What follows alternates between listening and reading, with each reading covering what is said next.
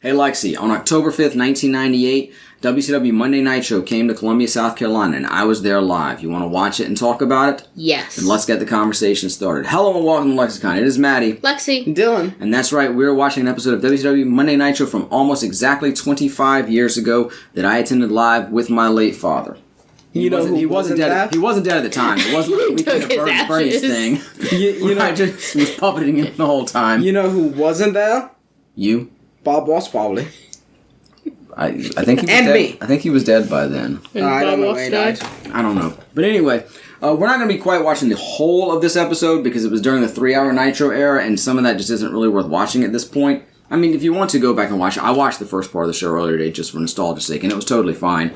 But it's just a few matches that ultimately don't mean much and some video packages, so we're going to get into the meat of the show here. It's a little bit of an odd time, as Dylan pointed out. So if you're watching along with us, we want you to get your copy up to 39 minutes and 41 seconds. There's a Humvee just pulling up outside on screen, and the closed caption says crowd cheering. Your results may vary slightly. We are watching, of course, on Peacock, and if you are as well, you're going to want to go to the WWE section. Then in the WWE section, go to WCW, then Nitro, and then this is, I believe they call it Season 4. In episode 40, again, October 5th, 1998. The description is Bret Hart and Sting brawl throughout the arena. More on that later.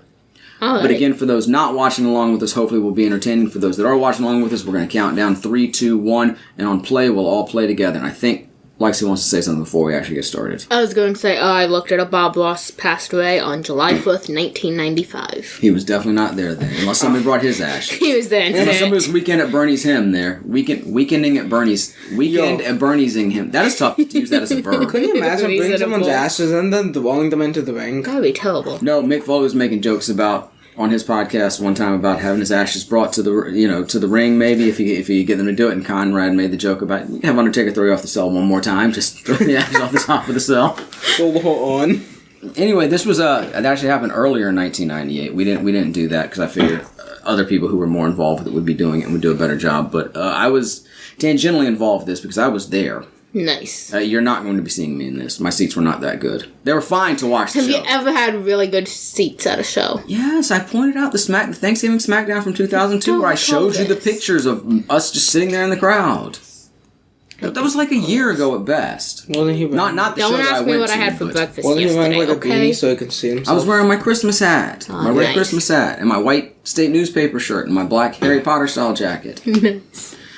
Okay, anyway, we've meandered way too much because there's still a lot of show to go. Yeah. So anyway, if you're not watching along, hopefully you'll still enjoy the show. If you are watching along, here comes your countdown. WCW Monday Nitro, Season 4, Episode 40, October 5th, 1998. Bret Hart and Sting brawl throughout the arena. Humvee in the parking lot. Crowd cheering. 39 minutes, 41 seconds. And we are beginning in 3, 2, 1, play. And there we go. The Humvee pulls up into the parking lot outside the Carolina Coliseum at the time. Not to be confused with the Colonial Center, which was actually built just a block down the street from this. This was still the Carolina Coliseum, the same arena from which we watched Thunder earlier this year. Yes. That's a lot longer than I thought it was. And also a Humvee limo. And also the same arena from which I saw my first episode of Nitro just about a year before this, in I believe September of 1997. Alright, we have Conan, Lex Luger, Sting, and I believe Kevin Nash is also going to come out of the limo because I did pre-watch this earlier.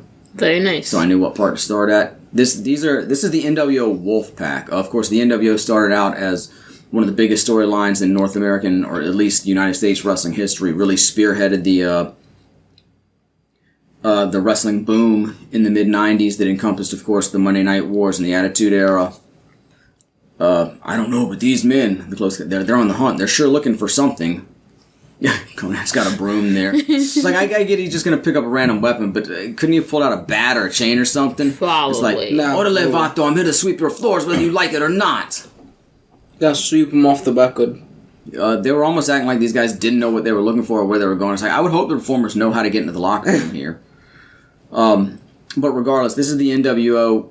a couple years after it had formed and after it was the hottest thing, and it did get bloated and watered down and wasn't nearly as effective as it went along, but at this point it's just completely toothless. You see them brawling with other gentlemen wearing NWO shirts, but their NWO shirts are in white, which is the original color scheme. Mm-hmm. That's because at this point the NWO has split into the NWO Black and White or NWO Hollywood faction and the WOLF-PAC, the WOLF-PAC being the red and black, and I'm sure they sold a lot of merchandise with those new red and black shirts, but it just wasn't the same. You see that cop bust his ass?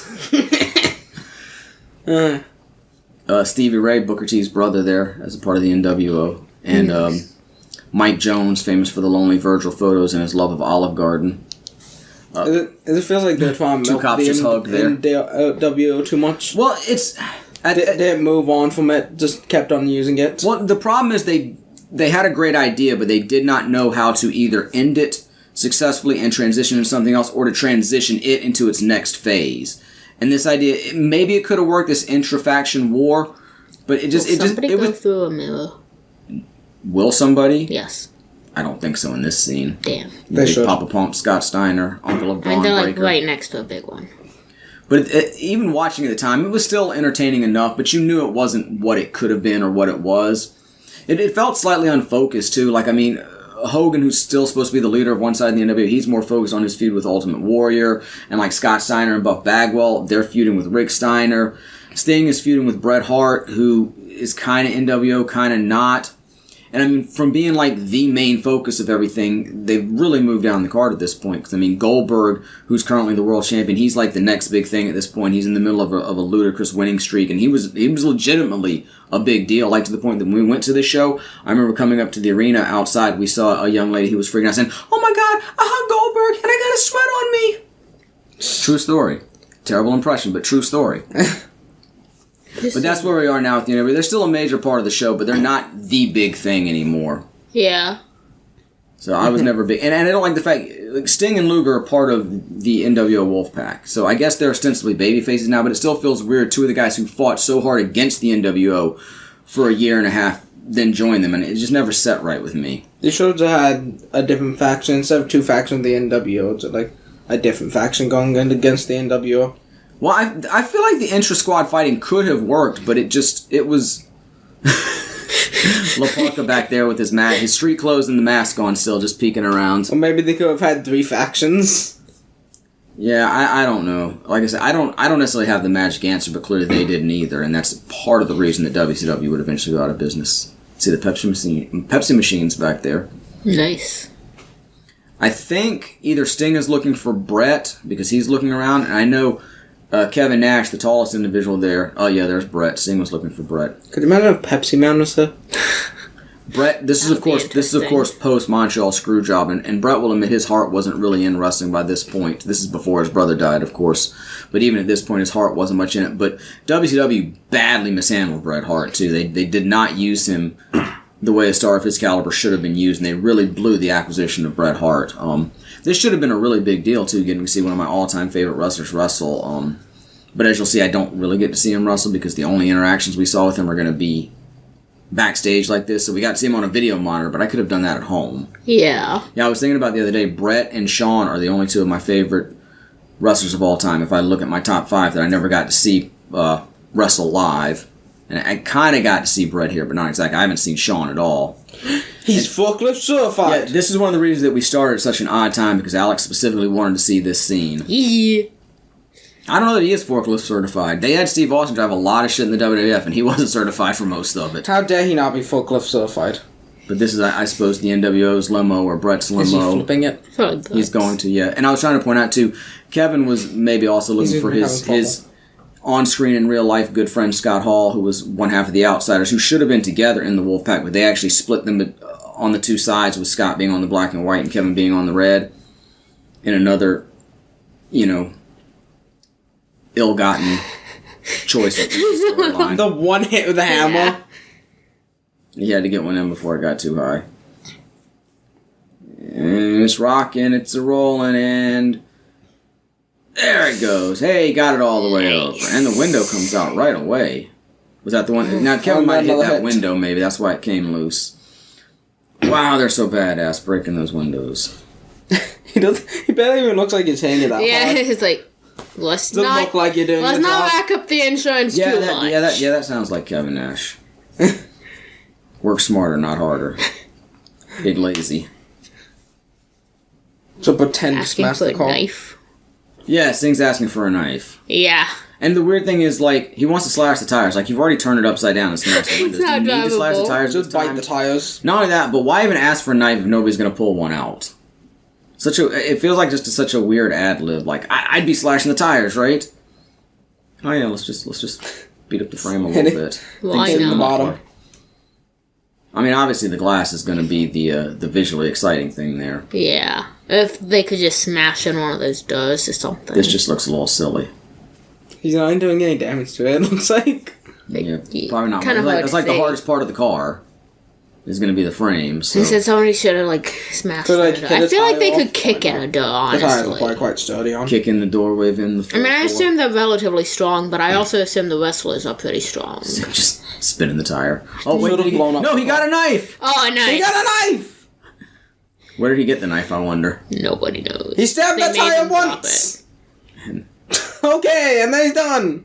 Look, you can turn it over, you can break the windows, but cutting the tires, man, that's too far. We don't Tires do are that in too Columbia. expensive. Look at that pyro. That stuff was so loud in the arena, man. Yeah. And they I flash. tried to prepare y'all for that before we went to Raw in 2018, but they had eschewed with the pyro by then. But that stuff was loud. It was loud sitting in the arena, and like if you were outside the arena proper, like walking around like the concourse where all the vendors and stuff are, it Yeah. was loud out there too. I mean, it's essentially like mini fireworks. It's not many. Or full-size fireworks. Maybe MANY. How about extra large fireworks? It is. It's pyrotechnics. It's literally that. It's slightly Depends safer. on what you consider an average firework. And like some of that is probably just going, but like the big pops, boom, boom, boom, people are coming out. What's the size of an average firework? I was somewhere up around there probably. Well, let's Nice. see you. I think, and I do think I was, if you're looking at the screen right now, on the right side of the screen, I think that's where we were, was on that side, because I believe we were facing the ring with the entrance to the right of us.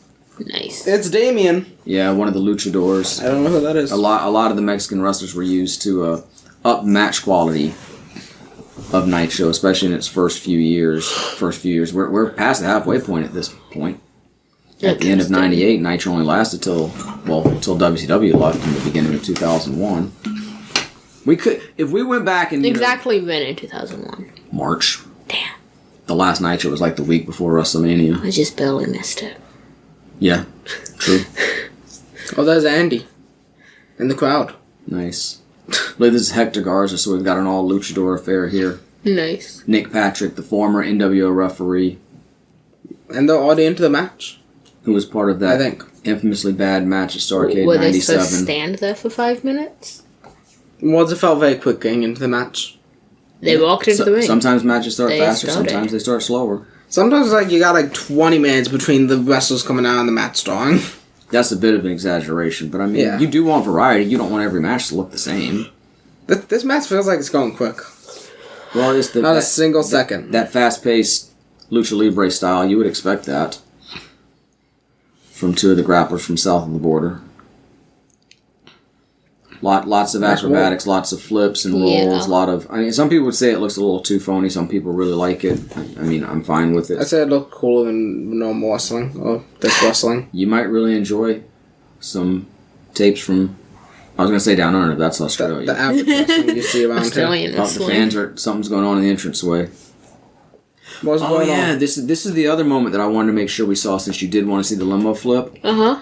The late Eddie Guerrero is coming out now, and I did not realize this at the time. I mean, I guess I did, but it didn't click on me. This is, from what I can tell, this is the beginning of the Latino World Order, Interesting. which, it was sort of just, I don't want to call it a joke because it wasn't necessarily played for comedy, but it wasn't treated as a big deal in WCW at the time. It was just Eddie Guerrero's heel group where he recruited a bunch of the luchadors to join it, and he sort of tried to get Ray to join it. Maybe at times was almost forcing him to be a part of it.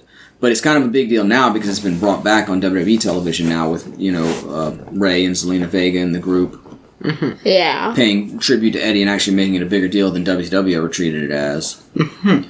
So, I mean, I remembered it going on WCW television around this time. Because I remember watching it. But I did not realize that I was actually there for the birth of it. The main things I remember from the show is the Goldberg fan in the crowd, the segment with Ric Flair and his son and Eric Bischoff, which we'll get to later, and the disappointing Sting Bret Hart match, which didn't even happen in the arena, all took place on a video screen. I know what that haircut is, but I have to question it for a moment. It's sort of mulletish. Yeah. He had a hardcore mullet when he came into WCW in like 95. There's some mullets I can get behind. There's some... No, thank you. It's a little longer in the back. It's even a little longer on the top and sides than your traditional mullet. Yeah.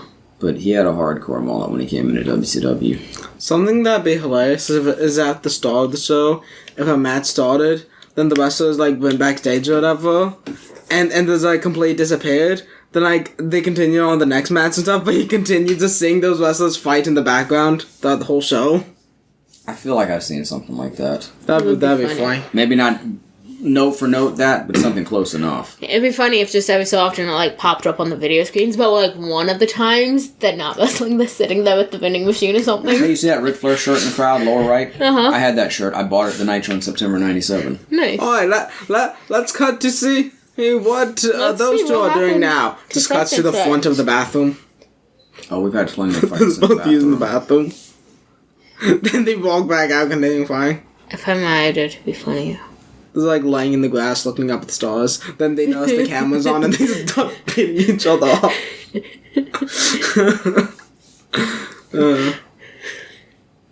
They're trying to expand the audience. And there we go. There's the reveal that Eddie's got the LWO shirt.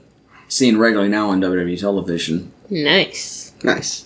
Convincing the other luchadors that they should band together and form their own power base. Try to break through the glass ceiling in WCW. So you have two NWOs and an LWO. Yep. And in ECW around the time you had the BWO, the Blue World Order. That was where Blue Meanie and Stevie Richards and Nova were sort of lampooning the NWO. That guy puts a shirt on over at least one shirt. That guy just puts a shirt on. Yep. Meanwhile, he took a shirt off. And Eddie spanks himself. Yeah. He was telling Eric Bischoff to kiss his ass. But without the sound, it just looks like he's spanking himself. Yeah. LW OnlyFans. They should have gone ham with the NWO, have like 70 different NWOs. I mean, Everyone has their own NWO. No, it would have definitely reached overkill. I'm pretty sure it was overkill with this. And at the same time, the Ultimate Warrior has joined WCW for the first time to reignite his feud with the now heel Hollywood Hulk Hogan. Mm-hmm. And Ultimate Warrior has come up with the OWN, which, if you notice, is the reverse of NWO. What does that stand for? One Warrior Nation. Ah. Okay. At most, it had two members. It was him. It's like 4 different variations of the NWO. It was him and the Disciple, the real life. Well, Brutus Beefcake isn't his real name. I can't think of his real name. Ed Leslie, Hulk Hogan, sometime best friend, sometime not. No, but if like the WOLF-PAC or whatever should have had a slightly different logo, other than just red. Yeah, but Like it still says NWO. pretty simple. Just turn it red, and you sell a lot more T-shirts because people got to have the red version. I know somebody who has that shirt. Nice. Yeah, they wore it to wrestling with us in 2018. Nice. Yeah, your friend. You paid more attention than I did, apparently. Who almost replaced Gaba on this episode. So at this point, they've left Sting at the arena, and apparently they're going looking again for Kevin Nash's How do you get forklift certified? former best friend, still friends in real life, but in storyline, former best friend Scott Hall. Let's go on my bucket list. Your bucket lift? My bucket list. I'm going on a bucket lift with my forklift certification. to get forklift certified. That's Nitro the day before your birthday. I was going to say that, but Gaba was talking too much, and you said it for me. I didn't care about talking with Gaba. I used to really like that United States Championship belt that Brett has there. I actually like the one that WCW used right before that better. It's one of my all-time favorite belts, but when that belt was first brought in at the beginning of 91, I really loved that belt. I used to think it was a great belt. Over the years, I got less interested in it, but now looking back, I really appreciate it. Nice. Not top 5 belts, but probably top 10 belts. Better than some of the belts. No, it's a good-looking belt. We don't talk And there's about the Nitro belt. Girls. Okay. Now, okay, you could say this is ridiculous. Why do we need dancing girls at wrestling? But 2 points. One, this is 1998. This is proto-internet. I'm sure some people got a lot of titillation from this, and I have no problem with that. But as a fan there live, this was actually a good thing because you've been to wrestling and you've seen there are long periods where nothing's really going on in the ring because you're in a commercial break and there's no match going on, or they're doing an on-camera with the announcers that is not playing on the screen. So there are times when there's nothing going on in the ring, and I've been there pre-Nitro Girls and I've been there with the Nitro Girls and I've been there since the Nitro Girls. And having something going on in the ring, even if it's just a dance routine, is a lot better than just sitting there watching nothing for 3 minutes or whatever. So they really did serve a valuable purpose for the live crowd. For the television show, I mean, again, it's a little bit of TNA, which, you're going to have in wrestling. My argument for them was going to be cheerleaders. They're like cheerleaders, yeah. I was going to say, other sports have cheerleaders. Or just ring goals. But for 60 years, wrestling didn't have cheerleaders. You're like, why do they need them now? But I'm saying... Why not?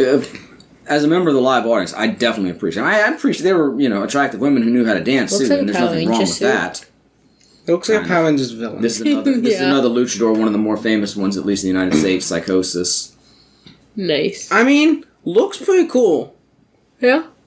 Had some legendary matches with Rey Mysterio, particularly in ECW. That famous looks bad. Especially like the diamonds that kind of like my muffin. You like the horns? Oh Yeah. The belt definitely looks like Power Rangers. Definitely. Somersaults. And just the general shape of it kind of reminds me of the Green Ranger. Uh-huh. The horns don't really play Power Rangers, though. Power Rangers villain. Yeah. I was going to say, I think that's kind of what led. And there's your cruiserweight champion, Billy Kidman. Just chilling. Nice. Tank top and jeans. Yeah, that's sort of... He was part of Raven's group, The Flock, who were supposed to be like sort of sleazy, dirty outcasts, almost like drug addict sort of vibe from the group. And so he would have like just a dirty tank top and the dirty jeans with the greasy hair, and he looks a little cleaner here, but outfit. If he would have been one of the Rangers. He looks like he was just he was like one of the Rangers that. outside of his outfit. Yeah, He just looks I like forgot my outfit. he looks like he was just sitting at home. Then they call him like, "Bro, you're in the show tonight," and it's like, "Oh man, No, believe it or not, that was his ring gear. Gotta get there quick." I think eventually, toward the end of his WCW run or in his WWF run, he did switch to trunks, but for the majority of his time in WCW, at least, that was his look. Like I say, he started out looking even like grittier and greasier, and sometimes he'd have like just a dirty T-shirt, or like the tank top would look a little dirtier, and the hair would really fall on his face. So he's technically, this is technically the cleaned up Kidman. This is when he's the babyface champion, Just very elaborate ring gear as opposed versus to the pretty much street none. urchin heel. Yeah. Yeah, I've always preferred wrestlers who wear some sort of actual ring gear. Well, wrestling gear. I'm not a big fan of jeans. Like, if you're going to have a lot of times, especially when I first started watching wrestling, you'd have your tights, your trunks, what have you, your singlets. And then if you have like a street fight, then you come out in the jeans and the boots. And that made sense. But for your regular ring gear, I'm not a big fan of jeans. Are there women wrestlers who wear more casual outfits? Probably. Yeah, AJ Lee. She used to wear like just short jean shorts in a sleeveless T-shirt. Nice. AJ Lee, real life. What is her name? Gosh, I apologize. I can't remember. I think her last name is Menendez or Mendez. It could be just AJ. It could be her real initials. I'm sure she has an actual name, but she's the real life wife of CM Punk, whose real name is Phil Brooks. Interesting. Neat. Is that flames? Where? On the Those are flames on the ringside mats. Now imagine if they were real flames. That would you need the Inferno match for that. That'd be in Or like what, one of the exploded ring. Well, the Inferno match was in WWF. I'm just saying, if the flames would be. Or like FMW in Japan, where they have the exploding ring death matches. I know ECW had a lot more extreme stuff. Yeah, they didn't do a lot with fire though. Surprising. Springboard fire leg drop. wasn't extreme enough. And especially if you're gonna have fire, it's generally just a wrestler like using flash paper to throw fire, like Terry Funk bringing out the chair and Mick lighting it with Mick didn't light it. Was it Raven who lit it? But whoever lit it with the brand. Terry Funk brought out... okay. Mick brought out the chair with the kerosene wrapped towel around it. Raven stole the branding iron from Terry Funk and lit the chair on fire. Mm-hmm. Interesting. And then there was an incident where the towel came off the chair and fell on Terry Funk and got thrown in the crowd for a minute, and the lights went out and fire extinguishers, and it wasn't a great scene, but I don't think anybody was badly injured in it. But my point being, if you're going to see fire, it's generally one of the wrestlers... What is that sign? Bringing it to use, as opposed to the actual organization supporting the fire, which it would be if the ring mats were just on fire. I would assume. I guess a wrestler could just come out and light the ring mats on fire. That was my ankle that popped there. My apologies. And that's my chair squeaking. I feel like a Hell in a Cell, the whole cage should be on fire. That would probably be extremely hot. It would probably also be a fire hazard. Yeah. Yeah, probably. I think that's probably why they typically avoid fire. Yeah, fire Kind of dangerous in a closed Maybe space. like fire at the top of the cage. I've heard Fuck ton of people. just the instance where they have fire around the ring, like not issues like the ropes are on fire. Mm-hmm.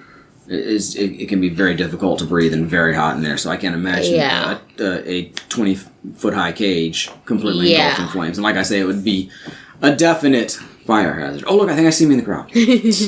Yeah, we were not on the lower bowl. We were in the upper deck. So Yeah.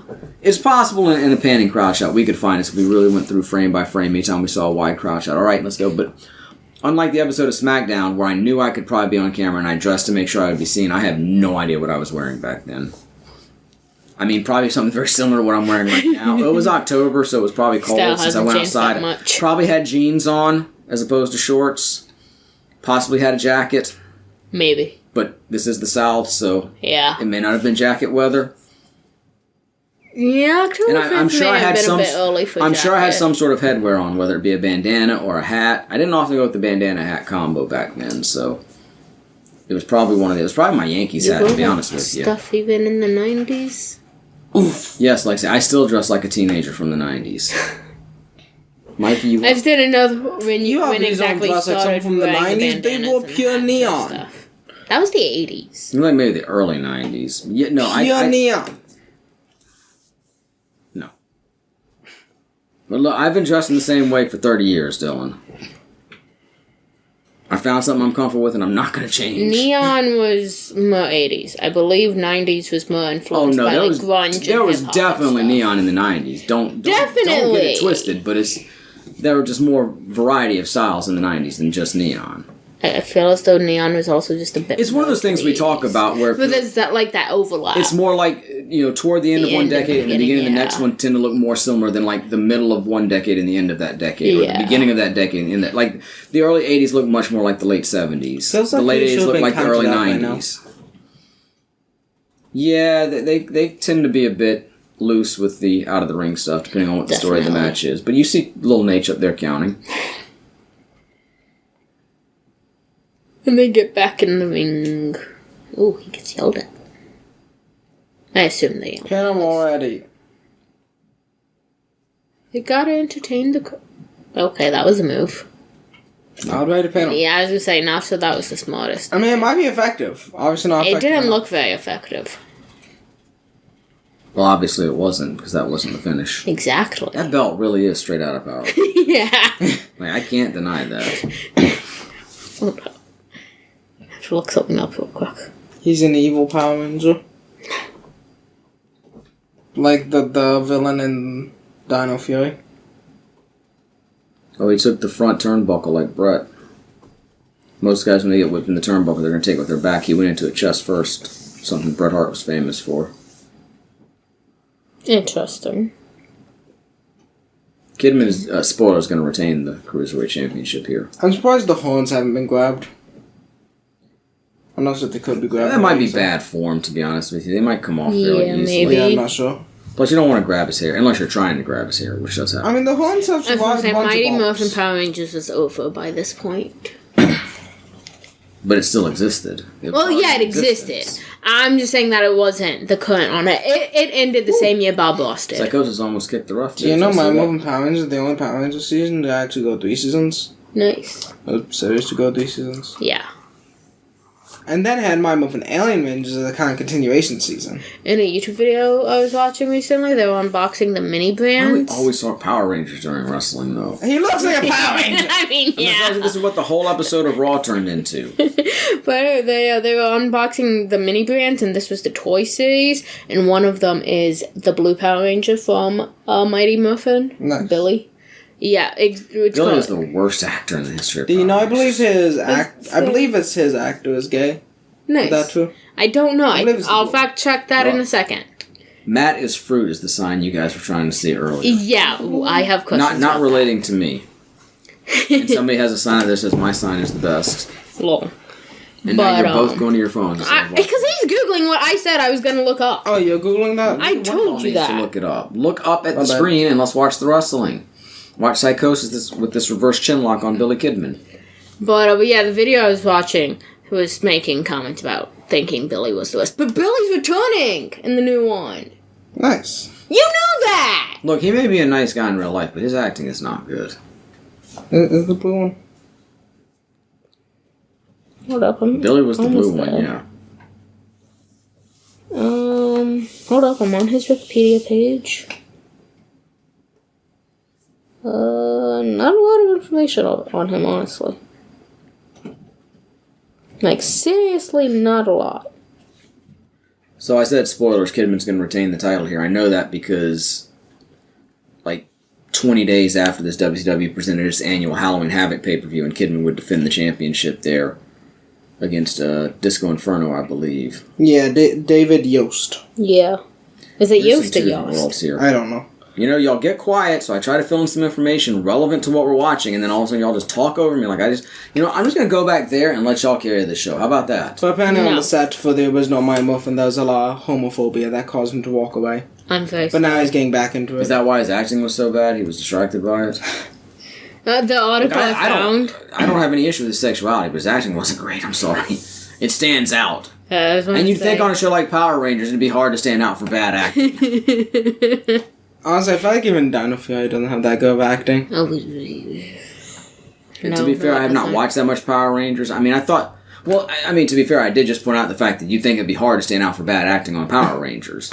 I mean, like, the Red Ranger, I'm not sure if he's intentionally speaking that way because his character's an alien, or if it's just not that good. It's not just him, though. Yeah, all of them aren't great. Some of it's very But questionable. the Green Ranger's gay, so. I'm not sure the actor is, but the True. characters. True. We see more of that if it actually watched the show. Yeah, we actually would. I don't know if we ever got to the... Did we make it to the We made it to the episode? episode where they got together, but you see more of them later on. Very nice. we Real quick, continue. I was going to say about the guy who played Billy, though. The article I found about him talking about it is from my birthday this year. No. But yeah. Yeah. He's gotten more back into Power Rangers, especially with like the Reunion and special everything. that came up recently. Like 3 of them returned. Yeah, I forget which ones. some of them. Wasn't it I've like been him, listening, one yeah. of the red ones, and one of the pink ones? Something could like be. that. Cause there are multiple like red and I mean, pinks. unfortunately, I knew that the guy who portrayed Green has passed. Yes, I'm not sure. The original Yellow also. I'm not sure who else. Yeah. Meanwhile, in the Was match, Yeah, Was meanwhile that in the the match. Psychosis missed a top rope Hurricane Rana when Kidman held on, and Kidman hit him with the Shooting Star Press. Yeah, Zach retain was the in it too, wasn't he? championship. The original Nice. Black Ranger. What? The Maybe? original Black Ranger, Zach. Is that his name, Zach? I don't know. That sign just went from gold to silver. Maddie hating that we're talking about Power Rangers. Yeah, spoilers. We're not going to watch that episode of SmackDown that we went to in 2005. Look, you're the one who showed. showed us the match with our Power Ranger in it.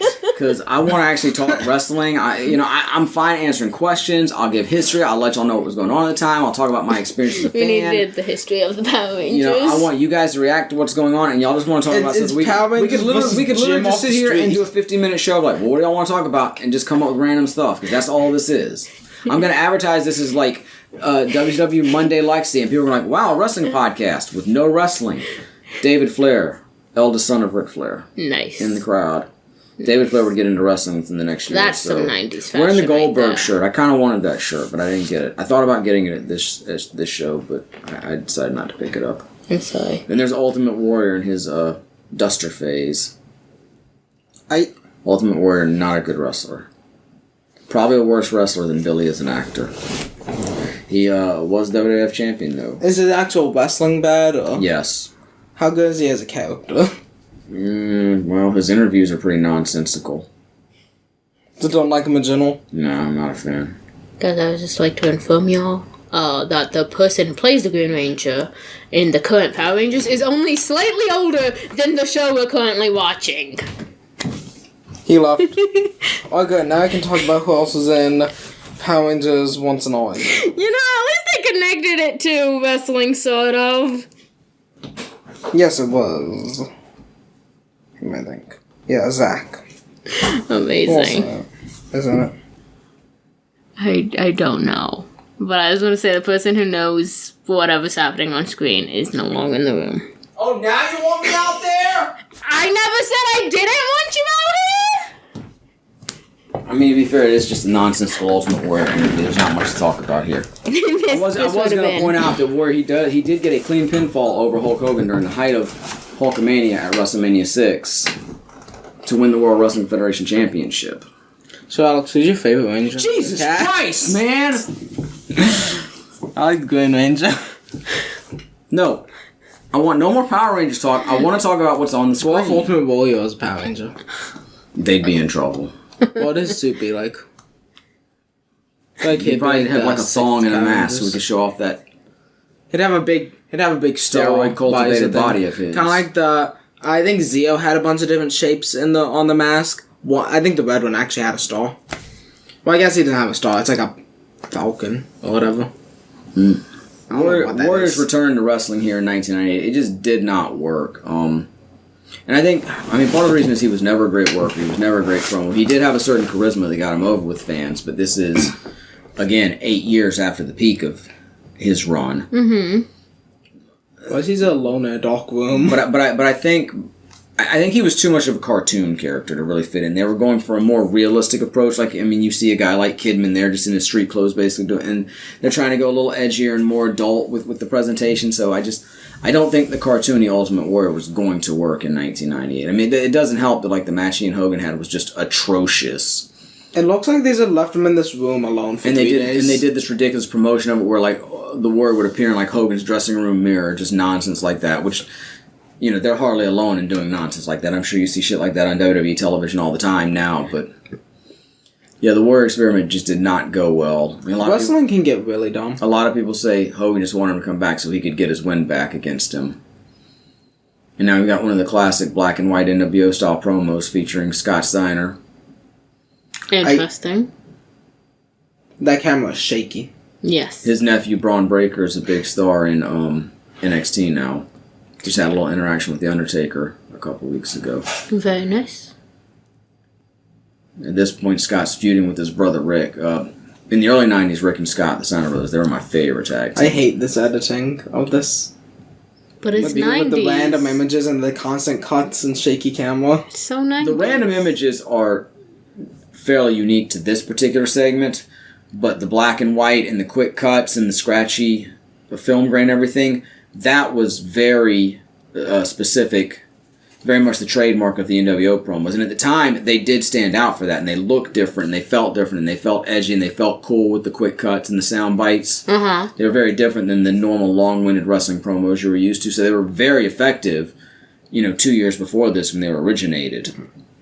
By this point, they may have felt a little more old hat, and this one seems to be a little different with some of the imagery spliced in. But I don't think it's a bad way to go. Like I say, it's different. You want something to differentiate your promos from other segments. Nowadays, feels like they're trying too hard to be cool. Nowadays or in this clip? Nowadays. Okay. Meh. It's yeah. I think nowadays they're just trying too hard to all be the same. It's all so scripted. I feel like somebody and it's did something similar to this nowadays. So canned. I just assume that they're trying to fit into the Y2K stuff. Look at that shaky camera. Yeah. We've seen some clips of Rick and Scott, the Steiner brothers in their early 90s heyday. It's not entirely black and white. It was black At and least white, not except those. the big blue jumpsuit. That was another scene or something where you could kind of see the color of the clothes. His interview is all black and white. Yeah. When they're showing some of the clips, they are having some splashes of color in there. Which, that's you see that in a lot of photography nowadays. That's like a standard. It's all black and white, but the red, Yeah. Yeah, someone was drinking Pepsi. See, they were drinking something out of a Pepsi cup. It wasn't necessarily Pepsi. Yeah. Could have been Mountain Dew. Pepsi product. And there's the professor, Mike Tenay, who's following the Humvee limo through the streets of Columbia, South Carolina. Why does Reasonable. Wolf-PAC not have a K at the end of it? Character limit. To be cool. And wait, Wolf-PAC doesn't have a K at the end? Yeah. Was it Wolf-PAC, man? It's the 90s. Be glad it's not like WOLF-PAC. Okay, now I really want to see Pac-Man. That's what Wolf is. Wolf-PAC. Waka waka waka woo! I have so many questions. Columbia, South Carolina is WOLF-PAC territory. That sign said so. Is he on the Good for top that. hat? Yes. He is. And overalls? Yep. That is, if y'all recognize, that's Marcus Buff Bagwell, the individual we saw get And that- injured on the Thunder that we watched from earlier this year. That face on a top Rick of his Steiner top Bulldog went awry. He's back in action now. Thankfully, with no ill effects from the neck injury. Why is he wearing overalls, a top hat, and there's a face on top of his top hat? I think it's his face on his top hat, is it not? Why is his face on his top hat? Why not? Yeah, that's his face. Airbrush on his... See? There you go. That's an odd outfit. I actually liked Marcus when he was the white meat baby face back in, 1991. I wasn't a big fan of the Buff character. Plus, he stole his finishing move from me, So we have the goofy guy and the serious guy. if you say That's so. what it looks like. That's what I see here. At some point in the weeks following this, Bagwell would actually turn on Scott and join Rick to face Scott and, I believe, not the Big Show, he was just the Giant back then for the WCW Tag Team titles. But then Buff would turn on Rick during the match and leave him alone. But Rick would somehow pull out a victory, win the tag team titles by himself, then get a match with his brother. That was part of the stipulation of the match. During which Bagwell would come out of the crowd in a Bill Clinton mask to attack Rick, but he would still win the match. And a Bill Clinton mask? Bill Clinton was president back then. I know, boy. I know. I don't know, because he thought it was funny, I guess. A lot of people wear masks of the president. I don't know. It sounds like something that's In the Keanu Reeves Patrick Swayze movie Point Break, the bank robbers wore masks of the president. They have Richard Nixon and Jimmy Carter masks. Neat. But I anyway, haven't seen many Keanu Reeves movies. have I? I said I haven't. Oh, yeah, I haven't Have seen you? that one even. I always wanted to, but I just never I've got seen around have to you it. seen? This the the Connie three. Reeves cast now. I've seen the three Bill and Ted's. I've Bill seen and Ted movies. I've seen the Bill and Ted, and that's I've it. seen Speed, which is fucking excellent, and we're gonna watch on the podcast next year. The Lake House, which is one of my low key guilty pleasure favorite movies. I don't I see believe the in guilty Matrix pleasures, movies. but okay. Well, I just think a lot of people... I'm not necessarily saying it's a great movie, and I'm sure a lot of people think it's a terrible movie, but I really enjoy it. So I couldn't think of a better way to describe it. But I'm with you, too. I said that at the... when I was trying to get into film school here, that was one of the things people went around the room and said, what's your guilty pleasure? And I was like, well, if I like it, I like it, But my favorite movie is Mallrats, so take that for what it is, because... a lot of people think that's a bad movie. And there's the other Steiner brother, the father of Braun Breaker, the alleged transphobe Rick Steiner. Transphobe, smite him. I think we told that story. He had some incident at a convention around WrestleMania weekend. I don't know all the details, so I don't want to spread them here, because I don't want to get something wrong. Reasonable. All I can say is that, back in the 90s, I was a big Steiner Brothers fan. And I enjoyed their match at Halloween Havoc that came up a few weeks after this. Halloween Havoc, the pay-per-view infamous for running over its time, causing about a quarter of the country not to see the main event. That kind of sucks. My cable system... What quarter? Whatever cable companies didn't have something backed up. It may have been even more than that, but... my cable system showed the replay of the pay-per-view immediately afterwards. Mm-hmm. And I'm thinking this is the point at which they started offering it.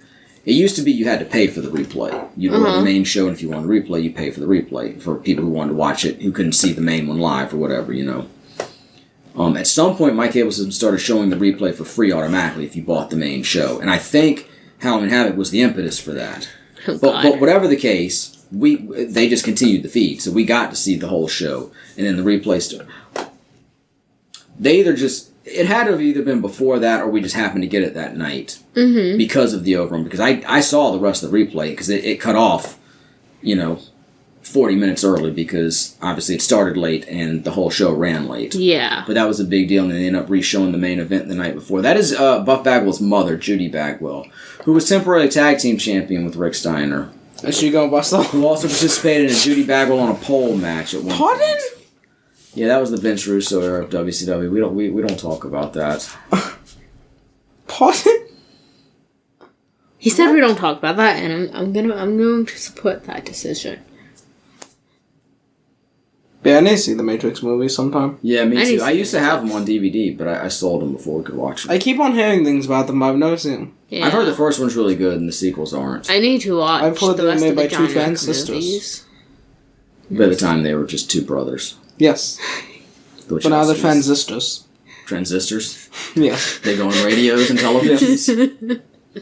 At least according to one of them, the Matrix is a trans allegory. Nice.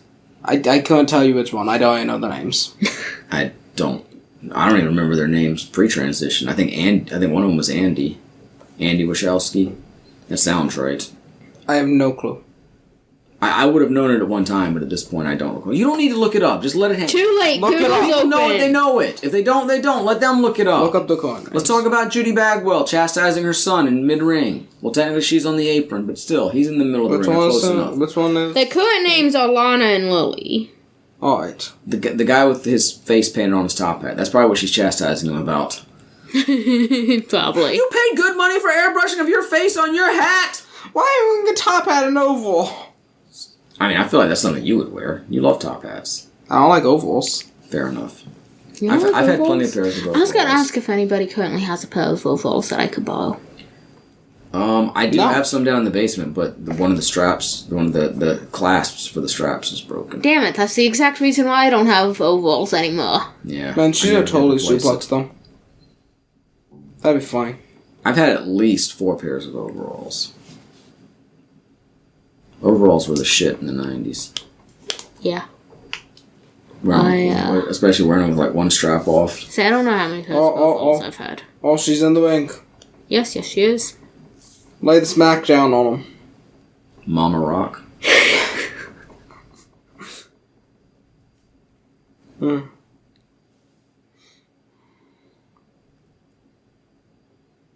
recognize that shirt. She laid the smack down on him. Remember it. Now Scotty's got the nerve to put his hands. This might actually be the impetus for the split between Buff and or the temporary split, because like I say, he's going to end up turning back on Rick at the pay-per-view. And if you notice, Rick has 2 different colored boots on. That was one of his gimmicks from days gone by. Throughout most of his wrestling career, he would wear different colored boots, sort of playing the lovable doofus. Are there only 3 Matrix movies? I think there's a 4th one now. Didn't they make another one? I have no idea. There was either talk of a 4th one coming up. I know there's also Well, they time did for make the a 4th one? Animatrix. They may have made a 4th one. Is the Animatrix canon? I would not know, Dylan. Meanwhile, while Buff's mom was leading him out by the ear, Scott and fellow NWO member Brian Adams, who wrestled as Crush in the WWF, and I believe is no longer with us, were beating up Rick. Smite him. Look, I don't know. I was not there. I've heard bits and pieces of it. Oh, and now we're back in the ring. So I guess Brian Adams and Rick were having a match. Oh. And Brian Adams was wrestling in jeans and like motorcycle boots. Okay. Cox? Yeah. Gamecocks. Yeah, I get it, but it is funny. It's a design that says Cox, okay? Yeah. Well, you can get away with it here because the team is Yeah. Gamecocks. This is the University of South Carolina's basketball arena. And their mascot is the Gamecocks. Their nickname is the Gamecocks. You know, that AKA guy was Cox. saying The that's mascot's wrong, that cocky. sign. Like, Yeah. finally, I can get rid of this. I can just have Cox, the sign. If you notice when they did the... well, no, y'all didn't notice because that wasn't on this part. It was on the part we skipped. But there was... they had a couple of segments. That's J.J. Dillon throwing Scott Steiner out of ringside. J.J. Dillon, a former wrestler and manager. He was manager of the Four Horsemen during their glory days.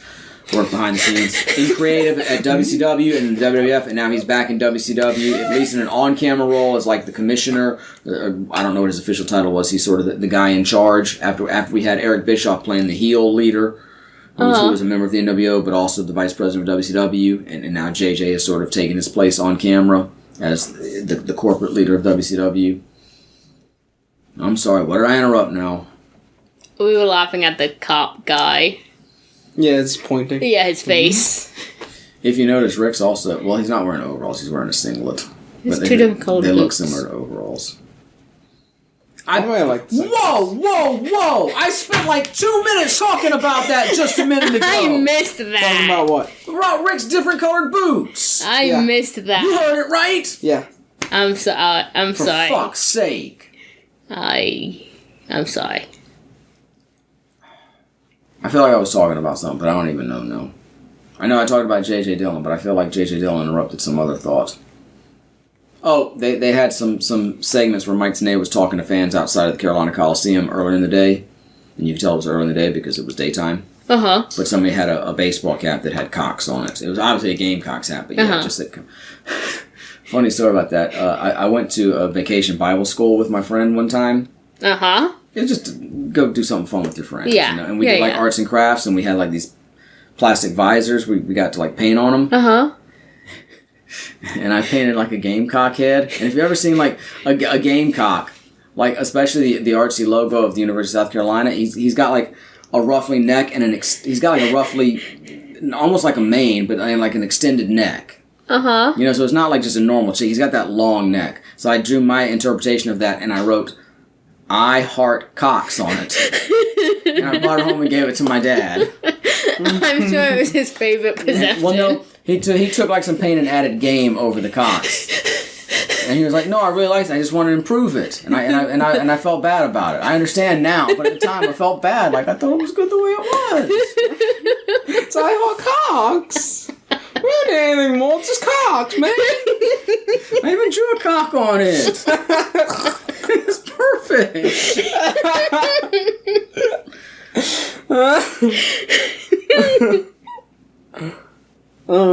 Nice.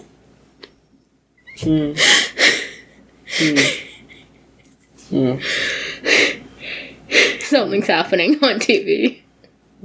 Yeah, Brian Adams is like pinching Rick Steiner's titty. That's what it looks like. Great follow-up.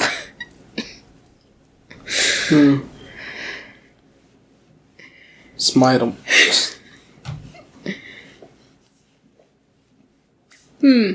Ow, that hurt. I know your friends talked to you about Crush recently. He was watching like back when Crush was having the. He was watching 90. He's up to 93 or 94. I know you. 94 currently. March of 94. Yeah, so that's the time when Crush would have been having the feud with Macho Man that led to the not so great Falls Count Anywhere match at WrestleMania 10. I'm sorry. But if your friend ever talks to you about Crush again, that's him. Nice. Not Rick. Yeah, the other guy. Yeah. The guy with the long Brian hair. Adams, not the singer. Yeah. They're working their way to WrestleMania 10. I did not see WrestleMania 10 live. Well, not in person. I mean, I didn't even order the pay-per-view. Obviously, I didn't see it in person. It was at Madison Square Garden in New York. I mean, that's only, what, an 8-9 hour drive? Nearly dropped him on his head. New York City? I don't know. Jersey's a good 8 hours, and that's southern Jersey. I thought Jersey was only 7. At least with you driving. Yeah, it depends. Depends on how traffic is. True. I feel like we normally do travel at night. I feel like it's 7 to 8 hours to South Traffic's Jersey. not as bad and at then New night. York's going to be another couple hours at least. And then, of course, you're going to deal with traffic getting into the city, and then traffic in the city. I almost calculated it from our current location. That wouldn't entirely help. I mean, it would, but it wouldn't. Yeah, add 4 hours onto it. yeah. At this Yeah, to moment... be fair, New Jersey would have been more like 10 to 12 hours from where I used to live. Yeah. At this moment, from our current location... Rick's going to go for the top rope bulldog that nearly broke Buff Bagwell's neck. Hopefully this one comes off a little better. Seems like it did. Yeah. He would do that move with his opponent sitting on Scott's shoulders often when they were a team. Interesting. Madison Square Garden specifically is about 9 hours. From here? Yeah. So you're looking at about 13 hours from... Minimum, yeah. Because technically that does also depend on exactly how you go. And noticing that Rick is wearing the t-shirt under the singlet. Yeah. Maybe he wasn't feeling himself then. Maybe not. Because it's just a WCW Nitro t-shirt. It's not like he's even trying to sell a Steiner t-shirt or anything. And of course Rick's wearing the amateur wrestling headgear, which I'm sure we pointed out before. Yeah, see, I could be up there somewhere. If we pause, we might see me. Maybe. I still think I'm to the right, basically forward and to the right of the camera there. Yeah, looking it up from Sumter, South Carolina, it's an almost 11, an average 11-hour drive. That must be going a different way. Oh, and you said 9 hours from where we are now? About, yeah. Because we're more like 4 hours from Sumter. We're like 3 hours from Sumter. But even still, 9 plus 3 would be 12. So, it still doesn't check out. Yeah. I believe the power is going off because I believe we might be at the top of the hour. Uh-huh. Could be going into the 9 o'clock hour here or the 10 o'clock hour. This was one of the shows that did that thing. Yeah. Nice. And now Mike's following Kevin and Conan into a local drinking establishment. On the lookout for Scott Hall, which I just want to say, I think it was a mistake to split up the Outsiders, which is what Hall and Nash refer to themselves as when they kicked off what would become the NWO. Mm-hmm. But I did really enjoy the match they would have at Halloween Havoc a couple weeks after this. Mikey, will you stop? I'm trying to wax about 1998 wrestling. This looks more like a restaurant almost, the way they're coming down the aisle. This doesn't really look like a bar.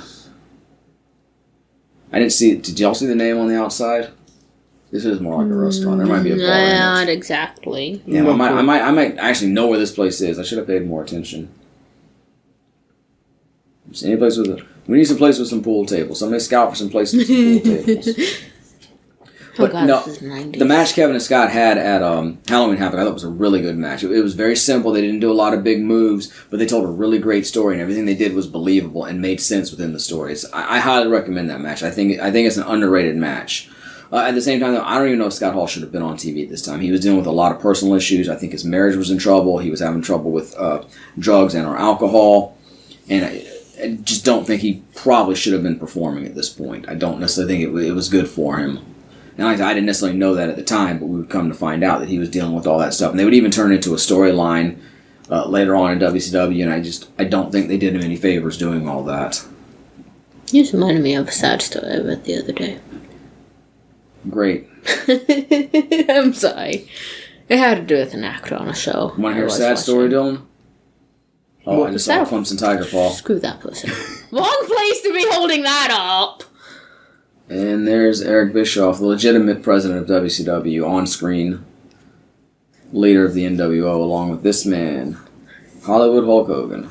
I didn't think we've talked about him before. I mean, legitimately one of the biggest stars in the history of wrestling, meant a lot to the WWF and its national expansion, meant a lot to WCW in the mid-90s. His heel turn was a big part of the wrestling boom in the mid-90s. At this point, clearly past his prime. I don't know. I've never been a big Hogan fan.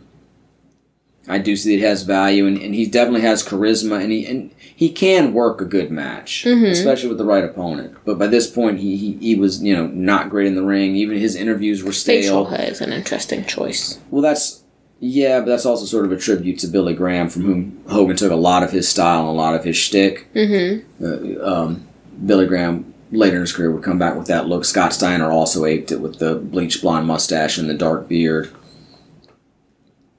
You see Eric was kind of giving some shit to David Flair at ringside there. We should probably touch on this too, especially before we get to their segment, because this is going to be the Hollywood segment where he gets to talk about Ultimate Warrior and that feud. They got some big arms. Just short. Okay. Cool looking short. I suppose, if you took the Hogan part off. Hogan probably came out there to Voodoo Child like the 90s. By Jimi Hendrix. Great song, but I wish somebody had it besides Hogan. Anyway, Bischoff was John with Flair's son, and the reason being is, in spring of 1998, right around the time of that Thunder that we watched earlier this year, Ric Flair missed an episode of Thunder. Not that one, I don't think. I think it was one in Minnesota, but right around that time. And he's always maintained that he had permission to miss it to go see his youngest son, Reed, perform at an amateur wrestling tournament. But for whatever reason, when the time of the show came around, Bischoff decided he had to have Flair there, and when Flair chose not to come to the show, Bischoff essentially fired him, and then waged a really nasty public relations campaign against him. We even talked about, when we watched the episode of Monday Night Raw, where WWF finally broke the 83-week winning streak of Nitro. They were promoting a pay-per-view coming up in Greensboro, and that was the pay-per-view where Ric Flair was supposedly circling around the arena in a limousine while lawyers decided whether or not he could appear in the crowd there, with the idea being that Jim Ross would tell the fans, hey, we're gonna interview a great wrestling champion and go over to the crowd, and it's going to be Rick sitting with his son Reed. But instead of talking to Rick, they would talk to Reed, who had medaled at the amateur wrestling tournament. But apparently lawyers decided that wouldn't be a good idea with Flair's contractual situation with WCW, so it never happened. Interesting. And by this point... How does he look more tan now that he's in the ring? Lighting, I guess. He also looks very tan. Like somebody just covered him in oil. But anyway, like since he looks like he took a bath in baked bean I'm sauce. sorry, I was distracted by Hogan No, I appreciate that you're actually talking about the show, but I was literally in the middle of explaining something that's relevant to the show. Hey, I had that Hard Rock Cafe t-shirt. That's the t-shirt that I saw. I had a very similar... Yeah, I think it might still be in the house somewhere. That's amazing. Anyway, that's not me, though. I was much further up in the crowd, and I was probably not wearing a Hard Rock t-shirt. I literally don't know what show I wore to this show. I really don't. I can't even begin to place it. I thought you said you suggested what you may have been wearing. Or was that the other show?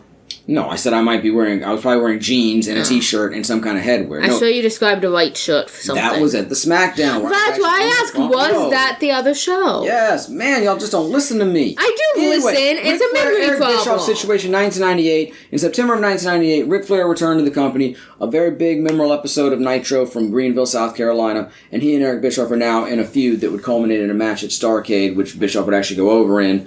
And Flair would get the win back on Nitro a couple weeks later and win the presidency of WCW, and then eventually end up turning heel and a double turn with Hogan and end up in a mentalist hospital on camera where he'd see Scott Hall for a minute. It was getting ridiculous by then. But the point being, Flair had a dispute with the company, got fired, came back, and that's where we are now, he and Bischoff in a feud. And that's going to be relevant to one of the few segments from this show that I actually remember.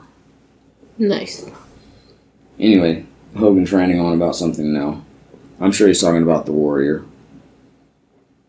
You know, Dylan, you asked me one time what the worst match I've ever seen was, and I really didn't have an answer for you because, like I say, even the worst matches I tend to find something to enjoy about.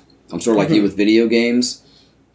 And not only that, but I don't tend to harp on the worst matches, you know, unless it's a match that I was really looking forward to and was really disappointed in it for some reason. But that doesn't necessarily make the match itself bad. But that being said, the Hogan-Warrior match at Halloween Havoc, the pay-per-view that would come up after this, I never had a problem with it because I never expected much out of it, and I could find some perverse enjoyment in what it is. But that's considered one of the worst matches of modern wrestling history. Mm-hmm. So if you ever want to see a bad match, you might want to check that one out. Actually, every time I look at him, he looks more tan. Yeah, he's magically tanning. His fingers are not tan. Yeah. He is dark there, and it's not even like the traditional orange spray tan either. Like I said, it looks like he took a bath in baked bean sauce. He looks like a walking, talking baked bean. I don't know if he's made it that tan yet. He's at least the but I am confused itself. as how he just gets tanner. Like Danny Tanner? Yep. From Full House? He just understands him. Like, that is too much tan. They're the best of friends, don't you know? It's like, you know that tan thing from SpongeBob? That's at the too much tan level. I don't remember any tan thing from SpongeBob. You know, the episode I where SpongeBob kind of gets tan. remember it. No, sorry. Does he get, like, dried out? No. That would have been like when he didn't have water in Sandy's. I have no idea what you're talking about. Yeah, I have vague memory of it.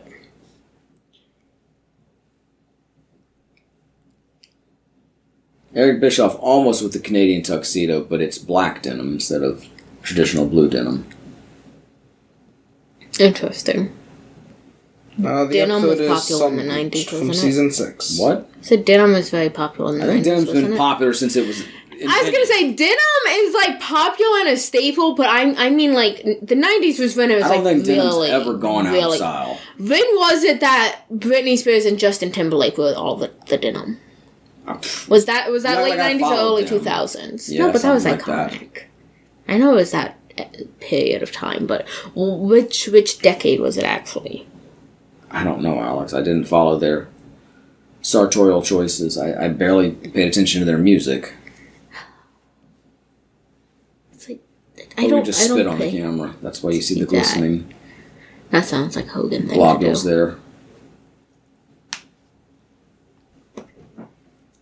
And here we're getting, I guess, a little recap of the new Four Horsemen. When Flair came back, he reformed the Four Horsemen with Mongo McMichael, Chris Benoit, Dean Malenko, and with Arn Anderson serving in sort of the J.J. Dillon role as the manager, because Arn had retired from wrestling a year before. Interesting. As a matter of fact, Arn Anderson in his legendary retirement speech was at the very first Nitro I attended in 1997. So I got to see Arn's legendary retirement speech. We probably should have watched that show last year, but I wasn't even thinking about it. We got a couple spots to fill this year. We could maybe throw it in. But then again, I don't really want to talk about Power Rangers for 2 hours, so Power probably... Rangers? We want to talk about Power Rangers. Want to talk about the Zordon Hour? Nope.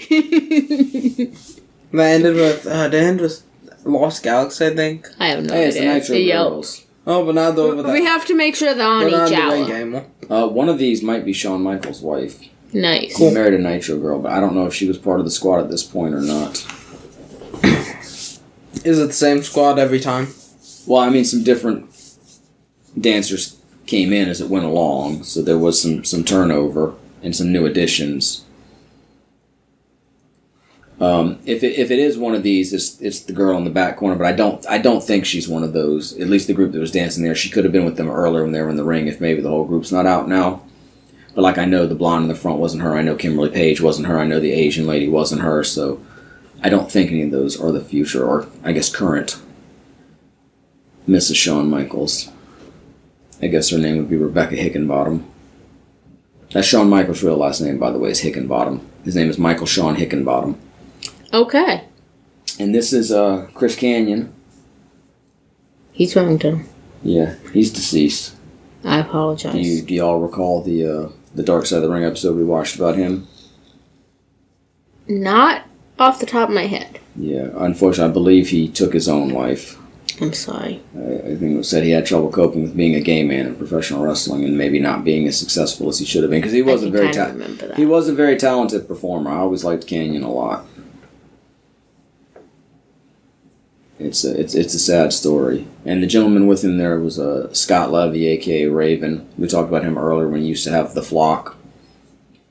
And there's DDP, who would challenge Goldberg for the World Heavyweight Championship a couple weeks after this at Halloween Havoc in a very good match. The main event we talked about that got cut off for at least a portion of the country. Mm-hmm. Diamond Dallas Page and Canyon would actually be part of a heel faction about 6 months after this. The Triad, along with Bam Bam Bigelow, Mr. Flame tattoos Nice. on the head with the gear whose flames did not line up. We don't talk about the flames on his gear, damn When it. we watched the King of the Ring matches from 1993 earlier this year. That still bugs me. It just occasionally pops into my mind and I'm like, damn, why didn't they match up?